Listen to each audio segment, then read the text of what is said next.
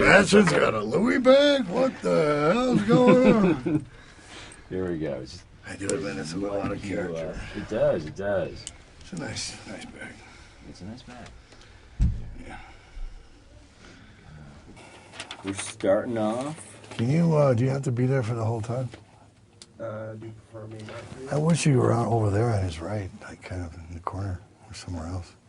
Well, we don't have to do two camera. We can do one camera. Is that cool? Yeah, do that's one fine. camera's easier? Yeah. Okay, we can totally do that. Okay. It's, you know, if it makes you uncomfortable. I just fine, don't know why, we're having so many cameras. all right, so tell me a little bit about... For the rest of his life, he's going to tell everyone he knows that Michael Madsen's an asshole. God, it's so bizarre. People I don't know, I'd like him to switch places with me for about 2 days and see if he doesn't put a gun to his temple. Okay, before he goes judging me, but that's the way people are. Anyway. You know what, man, it's like in the worst of times, it's the weirdest job in the world, and it's really frustrating.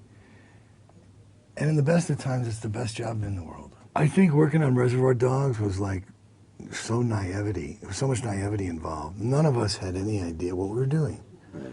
We were all young actors, and of course we had Harvey Keitel.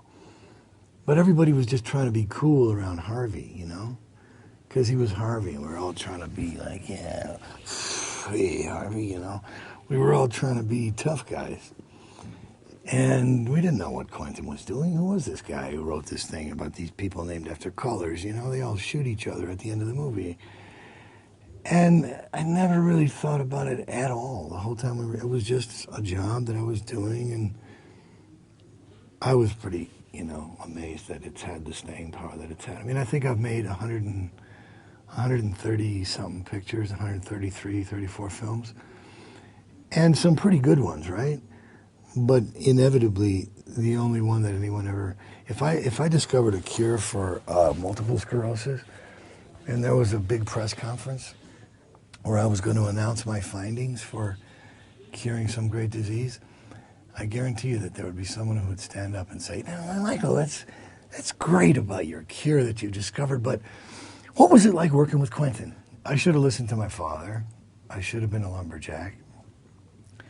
I was an auto mechanic in Chicago, and I was an orderly in a hospital before I ever started any of this. And sometimes I didn't really study a lot, and I just kind of started to do it, and I went on-the-job training, and that's what I believed in.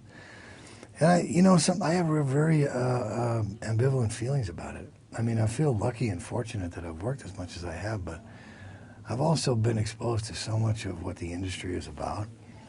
And I've seen the ins and outs of so many things that people aren't aware of, that it can really, it's hard not to let it get to you.